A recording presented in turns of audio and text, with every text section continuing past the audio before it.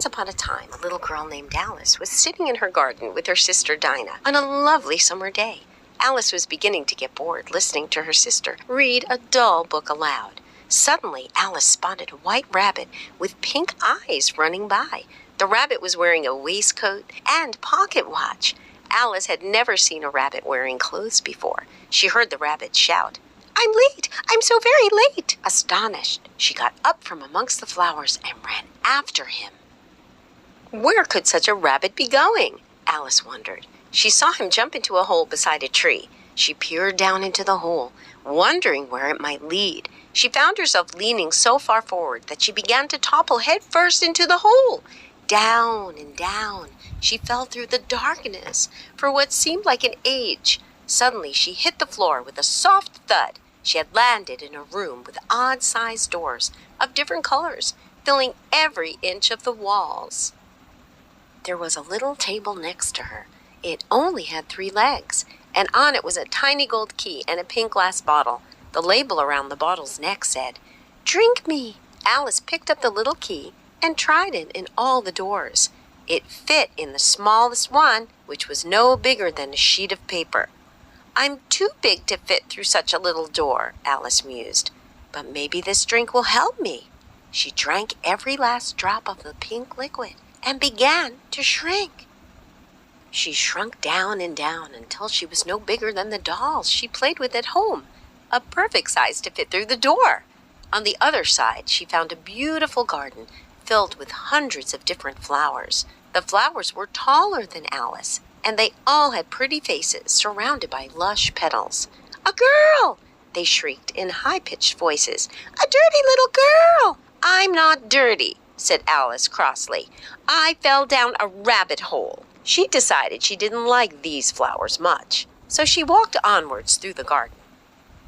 Eventually, she came across a giant gray mushroom. On top of it, there sat a fat green caterpillar. He was blowing bubbles from a large wand and wore a fancy blue jacket. "Hello, sir," she called up. "I'm trying to get back to my regular size. Can you help?" The caterpillar lazily blew more bubbles.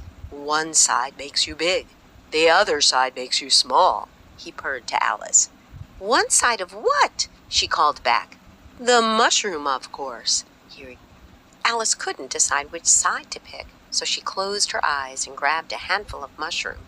As she nibbled, she began to grow taller.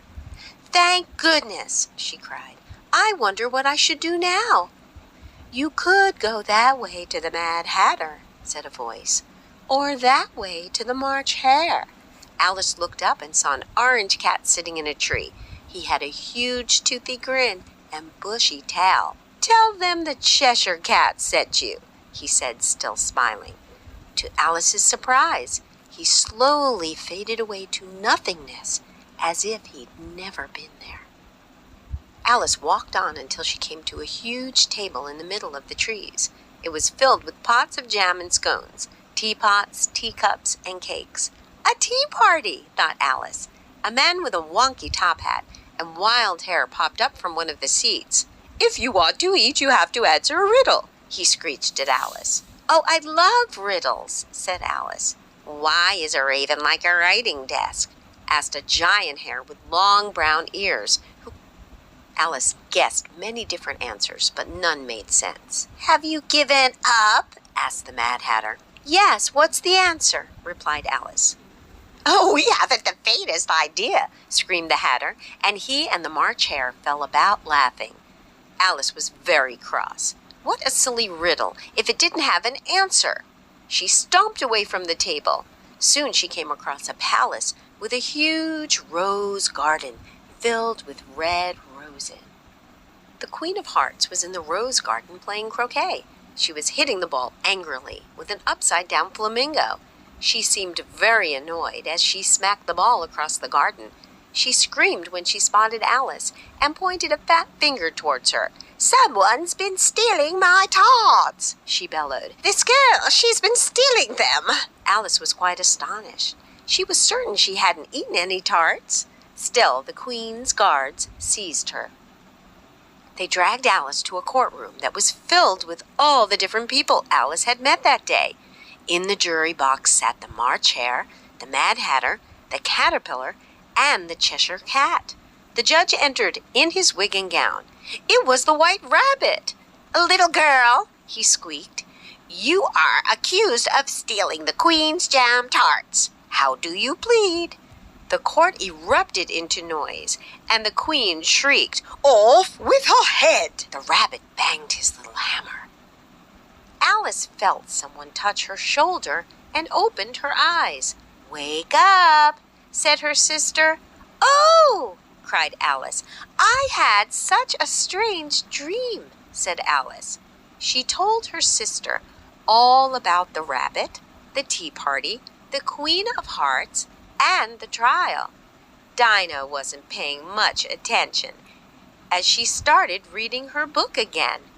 Alice stopped and didn't bother to tell her any more.